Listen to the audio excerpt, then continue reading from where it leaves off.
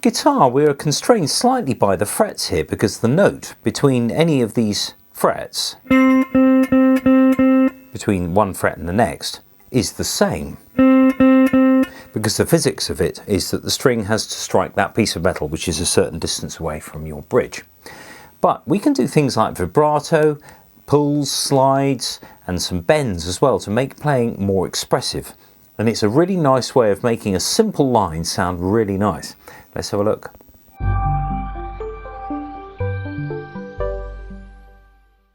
So the first one I did was some vibrato. Now on violin, vibrato is actually a lateral thing, but on guitar it goes up and down because, as I said before, the lateral thing won't make any difference to the note. It has to be an up and down movement. Now, of course, when you're doing that, it sort of looks inefficient on the guitar, but the answer is that you don't want to do too much of it. Just a little bit like that. And it involves a movement of the wrist like this. You don't want to sort of be lifting the guitar. You want to hold it with the thumb and your forefinger or your middle finger, whichever finger you're using. And ideally to be able to do it with all four fingers as well makes a massive difference. Now I'm basically pushing up the guitar across towards me rather than down, because this also makes a difference on your top E string. Sure, if you're on the bottom E, you may decide to pull down like that. It means that your minor pentatonic, for example, if you're doing your blues, if you've got that sort of groove going on in the background, and you have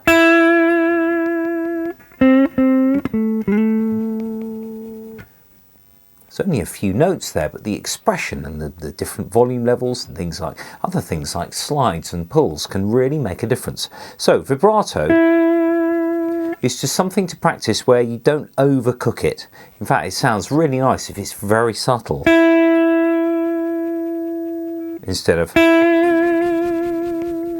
because the thing is with vibrato on guitar, the pitch is only going to go upwards, whereas on violin you actually have a central position and you can go above and below. So actually you can have slightly wider vibrato on a violin and it makes more sense. On guitar, no, you can only go up in pitch and away from your normal note and then come back. So if I do this slowly, it would be this. That sort of thing. That's a slightly exaggerated view. So just try it really subtly. Now the next thing are things like slides. If I go from this note to that, and I've combined that with some vibrato as well, maybe I'll just do the slide. The secret here is to make sure that your second note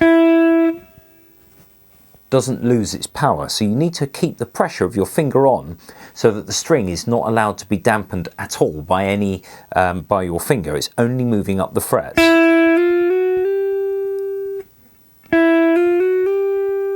Like that. And you just move from one position to another. The same is true if you're going down like that. You can lose the pressure, which in turn loses your sound. So if I've just got two notes across my blues like that,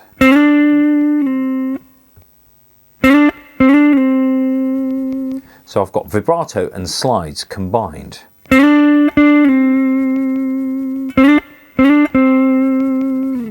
That sort of thing. Now the next thing is bending the strings. Now this involves using your ear to decide on how far you're going to bend this note. So there's a couple of exercises that you can do. If we have the 7th fret on the 3rd string, which is a D, I'm going to bend that up to an E, so it's a full step. So it should be the same note as the 5th fret on the next string, on the B.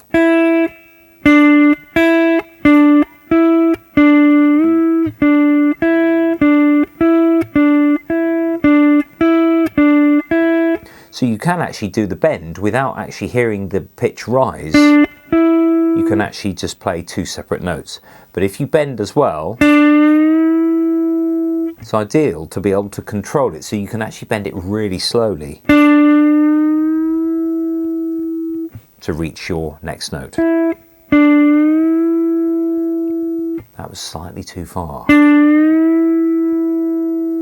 So there's a lot of ear training involved as well with this. What you can also do is bend it half a step. So it'd be now 4th fret on the B string.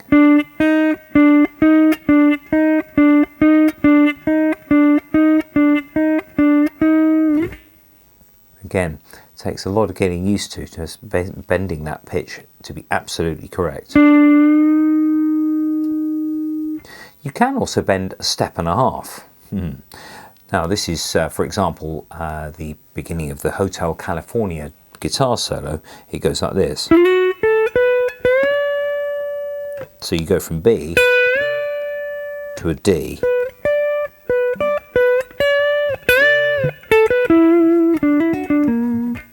There's a case in point with all the expression there.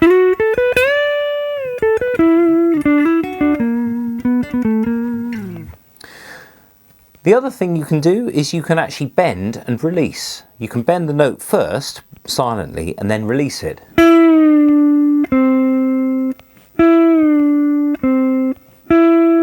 So you're forming a judgment on whether that bend and the tension that you need with your fingers is actually going to play that correct note.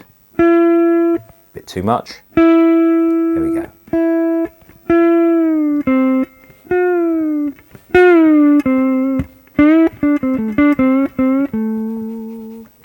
Now that one that I did with my index finger there is called the natural third. Now I watched a program where Robert Plant's vocal on a Led Zeppelin song was corrected.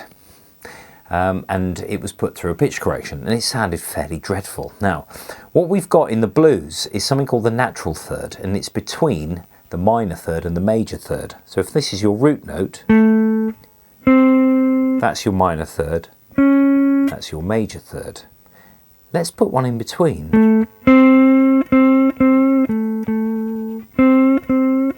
So you actually start with that minor third and just push it up ever so slightly so it doesn't reach the major third, but it's going there.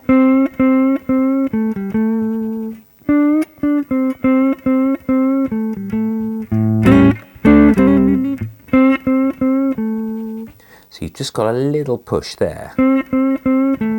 You can do that with any finger.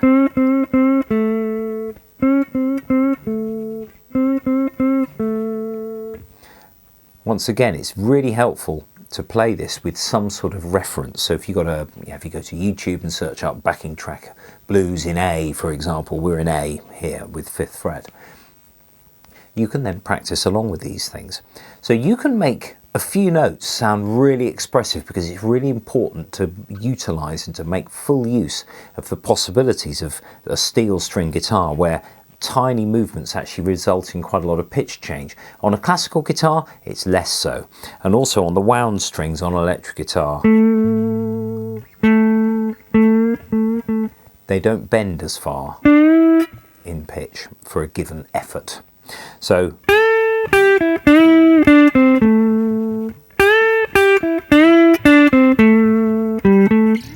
you can also have one note bend with another note held. So it sounds a bit more country. So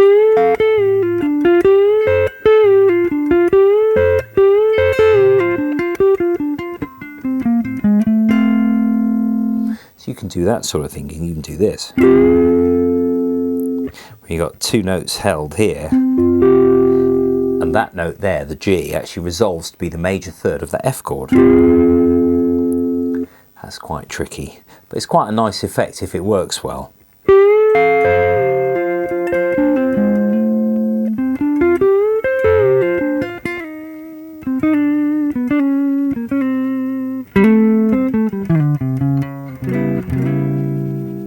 So there's lots and lots to consider.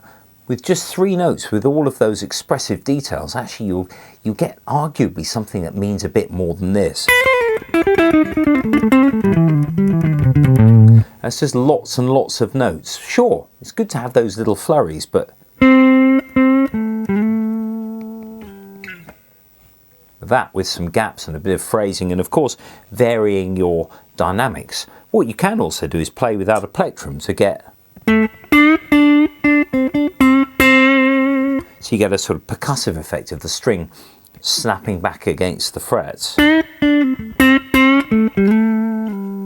It's also a good way of slowing yourself down. If you find you're playing too many notes and it's just all a bit widdly, put the plectrum down and just use your fingers. Of course, there are people who can play fast with just fingers, you know, Mark Knopfler, for example. However, it's a good, if you're used to plectrum,